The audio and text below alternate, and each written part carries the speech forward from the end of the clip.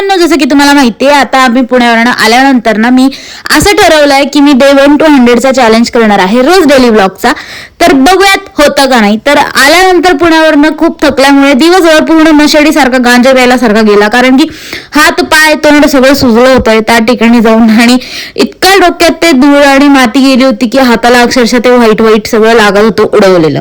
आणि आज यायचं कारण असं होतं, मी पुण्याला थांबू शकली असती, पण यायचं कारण असं की माझ्या भावाचा बर्थडे होता आणि दुपारी मस्त तो घोडे बेचत झोपला होता. आणि मग मी त्याचमुळे संध्याकाळी मी पटापट सगळी मम्मीला तयारी करायला मदत केली, म्हणजे पावभाजी करायची होती त्यामुळे सगळं काही आणायला मदत केली. आणि ते सानूची लुडबुड नेहमीप्रमाणेच होती. आणि ते साहेब झोपेतनं उठल्यानंतर मग त्यांचं औक्षण वगैरे केलं आम्ही, आणि मस्तपैकी मग त्याचा फेवरेट बर्थडे गिफ्ट जे मी 2 दिवस आधी मागवून ठेवलं होतं ते आलं होतं. तर ते आलं आणि ऑब्व्हियसली ते द्यायची वाट बघत बघत मी खूप वेळ झाला होता ऑलरेडी, आणि ते दिलं, कारण की दीदीचा व्हिडिओ कॉल वगैरे पण चालू होता, दीदी आणि जिजूंचा व्हिडिओ कॉल आला होता.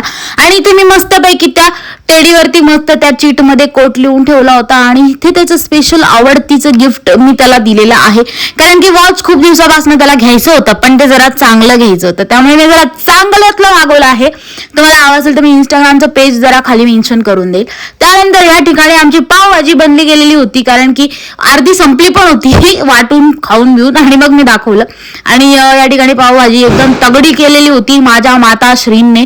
आणि मग लोळत पडलेला असताना पृथ्वीच्या अंगात आलं की चला मी तुम्हाला पार्टी देतो मंगलच्या बर्थडेची परत एकदा. तर आम्ही गेलो डेअरी डॉनला, कॉलेज रोडच्या नाही, कुठल्या तरी डेअरी डॉनला गेलो, आणि मस्तपैकी आम्ही तिथे मस्तपैकी थिकशेक वगैरे आलो, आणि मग त्यानंतर घरी आलो. आणि मग घरी आल्यानंतर मग आम्ही खूपच मोकार थकलो होतो, त्यामुळे दिवसाची समाप्ती कळायला मला काही वेळ लागला नाही. त्यामुळे that is it for the day. Bye bye.